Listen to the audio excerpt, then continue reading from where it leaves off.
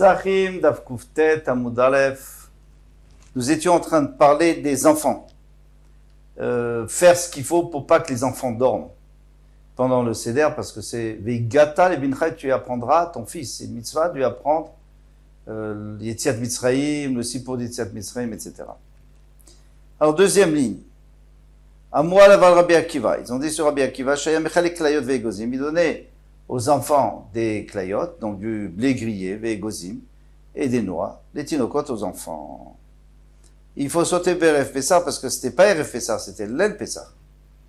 Qui déchelo yishnu veishalou, afin qu'ils ne tombent pas et qu'ils posent leurs questions sur la façon dont on est en train de préparer le Seder et qu'on puisse leur répondre, qu'on était des Avadim, etc. Toute la Agada. Tanya, nos maîtres nous enseignent, Rabbi Eliezer Omer, Chotfim matzot belele Pessah. On cache les matzot, c'est-à-dire on enlève les matzot des enfants le soir de Pessah, pour pas qu'ils mangent et qu'ils soient fatigués. Donc on laisse ça pour après la Haggadah. En attendant, on leur enlève, parce que s'ils mangent, ils seront fatigués, ils vont aller dormir. Puis je file tinokot chez le Yishnu pour les enfants qui ne dorment pas. Tanya, une braïta qui nous dit, Amra laval Rabbi Akiva, mi amav lo amar, de sa vie, il n'a jamais dit, Rabbi Akiva, il y a et la amod bebet midrash. Il est temps de rentrer à la maison. Jamais. Jamais. Tu es au Beth Midrash, tu peux rester tant que tu veux. Chutz, marve psachim, verve yom kippourim. Sauf, erev pesach, erev yom kippourim. Pourquoi? Berve psachim, bishvil tinokot kedesh shelo yishnu. Erev pesach, pourquoi on le dit rentre à la maison? Mais quoi? C'est après Arvit qu'il faut rentrer à la maison. Bien sûr qu'il faut rentrer tout de suite pour pas que les enfants s'endorment. Mais alors pourquoi erev pesach on lui dit d'entrer à la maison? Ils entrent à la maison pour mettre les enfants au lit, pour faire dormir les enfants afin qu'ils soient éveillés la nuit. Pour faire manger les enfants. Parce que les enfants ne se réalisent pas que demain on ne va pas pouvoir manger. Donc il faut leur donner à manger avant la shkia pour qu'ils puissent avoir les forces de jeûner. Deuxième raison, parce qu'il y a une mitzvah de manger Erev Kippour. Après, on parle des enfants et les adultes, eux, ils pourraient rester au Beth Midrash? Oui, ils peuvent manger au Beth Midrash, il n'y a aucun problème. Un Talmid Chacham a le droit de manger au Beth Midrash pour éviter le Bitul Torah. Tano Rabbanan, nos maîtres nous enseignent, Chayav Adam les Samer Banav ou Mneveto Berigel. Attention, il y a beaucoup d'halachot ici. Quelqu'un doit rendre heureux ses enfants et Mneveto, sa femme et tous ceux qui sont chez lui, Barigel, pendant la fête, toutes les fêtes. Pesach, Shavuot, Sukkot. Shenemar, comme il est dit, Vesamarta bechagecha. Et tu seras joyeux, tu seras heureux, bechagecha, dans tes fêtes, pendant tes fêtes. Alors, lui, Rashi continue, Atao bincha ubitecha. Toi, ton fils et ta fille. Mais on ne parle pas des femmes. Et c'est pour ça que le Tosfot, il va amener un autre passouk. Ata ou betecha, toi et ta famille, et ta femme. C'est-à-dire toute la famille. Ouais, donc il y a deux psukim. Bien qu'en vérité, l'autre passouk, il ne parle pas exactement de ça. Mais on peut apprendre de là-bas. Bema mesamcham. Alors maintenant, comment on va faire pour rendre des gens joyeux? Beyaïn, on leur donne du bon vin.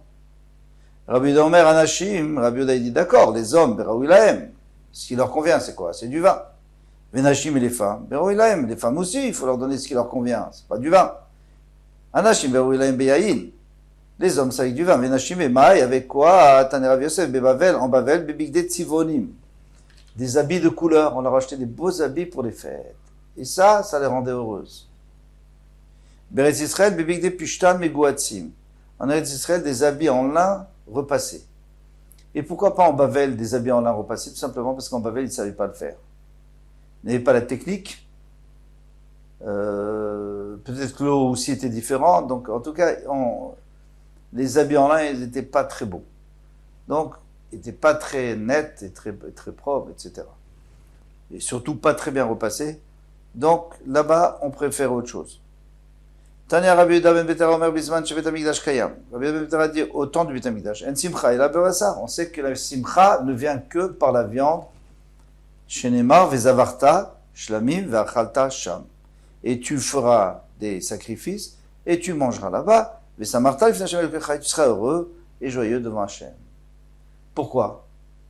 Parce que la viande qui vient d'un korban, elle nourrit l'homme, le corps, elle nourrit l'âme. Puisque dans le korban, il y a du spirituel, il y a du matériel. Donc la personne, elle est totalement heureuse. Le gros problème qu'on peut avoir aujourd'hui, c'est que parfois on nourrit notre corps, mais pas notre âme. Alors on n'est pas heureux. Sur le coup, c'est bon, mais à un moment donné, la personne n'est pas heureuse. Et si on nourrit que l'âme, ça ne suffit pas. En fait, il faut les deux. Donc à ce moment-là, c'était très bien. Ve'arshav shen ben Hamikdash kayam. Mais maintenant, malheureusement, il n'y a pas de Bet Hamikdash. En simcha et la beyayin. Donc la simcha, c'est de boire du vin comme c'est écrit chez Neymar veyayin et samach leva venosh. Et le vin rend joyeux l'homme. Alors quoi? C'est ça la mitzvah du Yom Tov, de boire du vin? Non. Il faut manger de la viande. Il faut manger des gâteaux. Je veux dire, il y a autre chose que du vin. On ne peut pas manger que du vin. Et dans le Shulchan Aruch, bon, alors il y a une machloquette. Est-ce que aujourd'hui, la viande d'aujourd'hui, est-ce que ça va être mesamer, ça va rendre l'homme heureux ou pas? Mais dans le Shulchan Aruch, on dit qu'il faut manger basar v'yayin. Alors comment ça se fait? Ici, on dit que du vin. Nous explique le Yam Shel Shlomo. Il nous dit, au temps du Bet Hamikdash, il suffisait de manger de la viande avec de l'eau. Vous pouvez boire de l'eau. Ça suffisait. Mais aujourd'hui, on doit faire un repas avec de la viande, bien sûr, mais il faut du vin. Et pas n'importe quel vin. Un vin qui fasse plaisir, parce que on ne va se forcer à boire un vin qu'on n'aime pas. Amar Rav Yitzhak a dit, Kista de Morissa. Maintenant, on vient au shiur du vin. On a terminé avec la viande. On vient au shiur du vin. Alors, les 4 kosot. Kista de Moriassa. Alors, c'était une mesure avec laquelle on versait du jus de poisson, on le vendait. D'Ave Betzipori. À Tzipori, il y avait cette mesure. Hiava kemin luga de Mikdesha. C'était un louk. Un louk, c'est 4 révites. Donc, pour préparer les 4 kosot, on prend cette mesure et avec ça, on divise en 4 et on a 4 kosot puisque chacun ses révites. Magnifique. Uba Mesharim révit shel Pesach. Avec ça, on pouvait mesurer le révit de Pesach. Amar Rabbi Yochanan dit, j'ai une autre solution. Manaïta, Kadmaïta, Deava Betferia. Avant, il y avait une mesure qui c'est de Toman. Il y en avait une. Avat Yetera Alda Riva. Elle était plus grande que celle-là. D'un quart. C'est-à-dire que, aujourd'hui, la différence entre les deux, entre la grande et la petite, c'est un révit. C'est juste un révit. Donc tu remplis la grande, et tu verses dans la petite, et ce qui reste, c'est un révit. Riva, un quart. Avec ça, tu peux savoir quelle est la grandeur du verre, pas des 4 verres, du verre de Pessah. Amar Afrizda a dit, Revit Shel Torah. Chaque fois que la Torah nous dit qu'il faut un Revit, par exemple, le Nazir, qui n'a pas le droit de boire du vin, il a bu un Revit, et donc il a tout détruit sa Nézirut. Ou alors, l'huile, un Revit d'huile qu'il doit mettre dans ses, dans la farine qui va approcher le Bet Hamikdash, eh bien, Rikikim, le pain grillé, eh bien, ça, il doit faire alors, c'est combien ce révit? On va donner une mesure en cubes.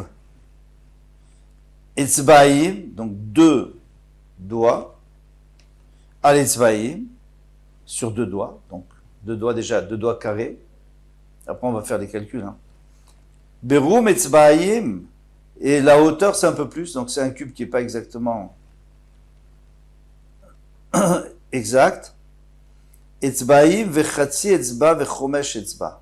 Donc en hauteur, c'est un peu plus haut. C'est 2 doigts plus un demi-doigt plus un 5e de doigt. Kedetania, comme on a enseigné dans la Braïta. Verachatz bamaim et kol basar. Alors on va prendre ça du mikvé. Déjà on va savoir combien le mikvé, combien de centimètres cubes. Et ensuite, une fois qu'on saura combien, alors on pourra diviser pour arriver à ces deux doigts sur deux doigts sur deux doigts et demi et un cinquième. Donc déjà on commence par le début. Il y a écrit qu'il doit laver toute sa chair dans l'eau. Quelqu'un qui donne au mikvé. Il a touché un chéretz, par exemple, ou autre chose. Alors on peut apprendre beaucoup de choses de ce passouk. Puisqu'il y a écrit Verachatz bamaim, c'est-à-dire que l'eau doit toucher son corps. Chez l'oïe d'avar chotzetz ben besaro lamaim, il ne faut pas qu'il y ait un pansement hermétique ou alors de l'argile sèche sur lui. Il ne faut pas qu'il y ait une chatzitza, qu'il y ait une interférence. C'est tout à fait normal. Après, il écrit bamaim. Il fallait dire bemaim. Pourquoi il dit bamaim? Tu prends de l'eau, avec de l'eau. Après, tu dis bamaim, ça veut dire dans l'eau. C'est pas, tu peux pas verser de l'eau. Tu dois aller dans l'eau qui est déjà là, c'est l'eau du mikvé, l'eau de pluie ou de source, des mêmes mikvé. Ensuite, il dit et kol besaro, toute sa chair. Ah, comment on fait? Peut-être que je rentre la moitié, après l'autre moitié du corps. Non, même chez kol goufo, il faut que tout le corps puisse rentrer, c'est-à-dire une amas sur une amas, parce qu'on imagine qu'un homme il fait maximum une amas sur une amas, en moyenne. Donc 50 cm sur 50 cm ou 60, ça dépend, sur 3 modes d'eau. Et ça, on fera le calcul demain, Bezrat Hashem. Il faudra s'armer de patience et faire ce calcul le plus rapidement possible. Maintenant, pour les halachot qui nous concernent, on a dit qu'il fallait se préparer, il fallait que les enfants ne dorment pas. Donc déjà, il y a une chose à faire, à part les mettre au lit, etc.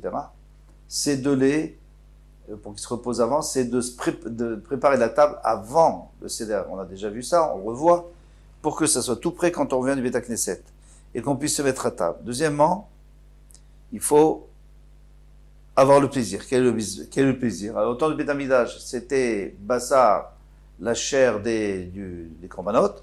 Aujourd'hui, comme on a bien expliqué, de la viande avec du vin pour les hommes, pour les femmes, si elles peuvent aussi, si ça leur fait plaisir, mais déjà leur acheter des beaux habits, et pour les enfants, des sucreries.